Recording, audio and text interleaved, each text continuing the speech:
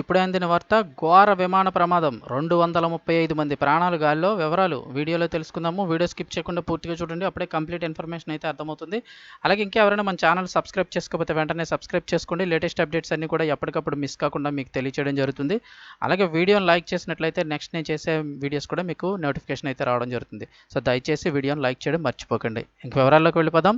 235 మందిని తీసుకువెళ్తున్న విమానానికి అయితే కనుక ప్రమాదం జరిగింది. విమానం టేకాఫ్ అయిన కొన్ని క్షణాలకే టైర్ అయితే ఊడిపోయింది. ఊడిపోయిన టైర్ అమెరికాలోని ఓ విమానాశ్రయంలో అనూహ్య ఘటన చోటు చేసుకుంది. విమానం టేకాఫ్ అయిన కొన్ని నిమిషాలకే దాని టైర్ ఊడిపోయింది.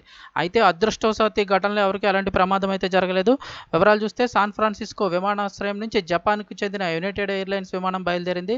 విమానంలో 235 ప్రయాణికులు, దాంతోపాటు 14 మంది సిబ్బంది ఉన్నారు.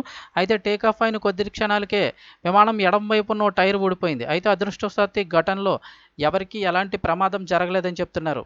విమానం నుంచి టైర్ ఊడిపోతున్న దృశ్యాలు ఇప్పుడు సోషల్ మీడియాలో వైరల్గా మారాయి. అయితే విమానంలో ప్రయాణికులకు ఎలాంటి ప్రమాదం జరగలేదని ఎయిర్పోర్ట్ అధికారులు తెలిపారు.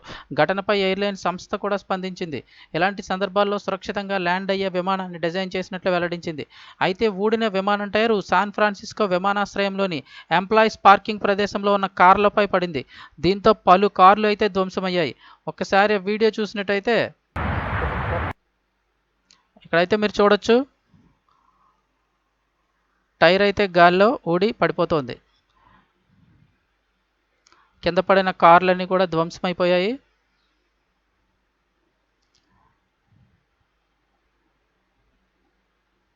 ఫ్రెండ్స్, లేటెస్ట్ అప్డేట్స్ ఎప్పటికప్పుడు తెలుసుకోవడానికి ఛానల్ని సబ్స్క్రైబ్ చేసుకొని ఫాలో అవుతుండండి.